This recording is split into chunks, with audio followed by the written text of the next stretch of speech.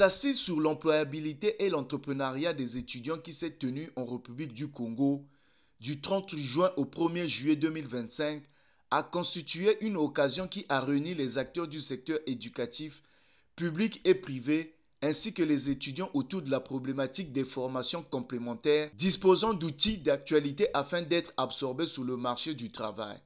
L'École supérieure des langues de Brazzaville, l'un des établissements universitaires présents à cette activité, a permis aux participants de connaître ses offres de formation, comme le souligne son promoteur. Voilà. Nous avons les filières traduction-interprétariat, qui est purement une filière professionnelle. Nous avons la filière secrétariat trilingue, qui est purement professionnelle. Nous avons également la filière informatique et réseau. Et là, c'est une formation professionnalisante. Maintenant, nous avons la filière marketing et la filière monnaie et finance. Tout cela cadre effectivement dans l'orientation des activités professionnelles. Les coûts de nos formations sur la bourse de tout le monde, c'est là où nous nous situons. L'école est située en Kombo, dans un quartier populaire. Donc, nos premiers usagers sont les habitants des quartiers populaires. Nous avons obligatoirement, tenant compte de la mondialisation, de la globalisation, l'apprentissage des langues. Nous avons le français, l'anglais, l'espagnol, le chinois qui sont obligatoires de la première année à la dernière, quelle que soit la filière que vous faites. Donc, lorsque nous regardons l'entrepreneuriat et l'employabilité, cela cadre effectivement avec l'orientation et l'objectif de l'école. Je pense que nécessaire, oui. Indispensable, je parlerai plutôt de l'indispensabilité. Pourquoi nous sommes venus ici, c'est pour une visibilité.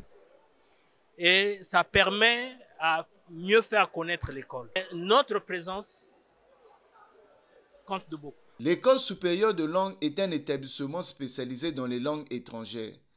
L'exigence du recrutement de son personnel fait de cette école une réputation en formation des langues, puisque le promoteur est lui-même un cadre chevronné de la science des langues. À l'École supérieure de langue, nous sommes très exigeants par rapport au recrutement des enseignants.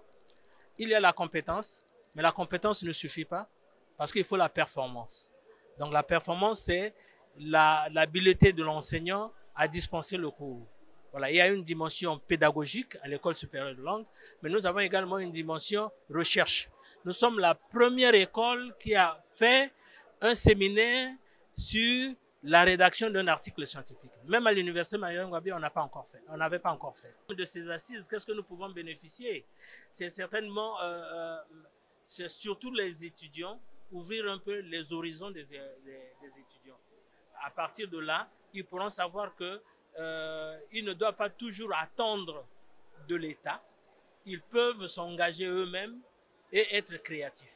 Au-delà des domaines innovants comme l'intelligence artificielle, les énergies renouvelables, qui doivent faire partie des sujets intégrants des programmes de formation en milieu universitaire, les langues sont et demeureront l'outil premier de la maîtrise des sciences, d'où la nécessité de l'apprentissage des langues.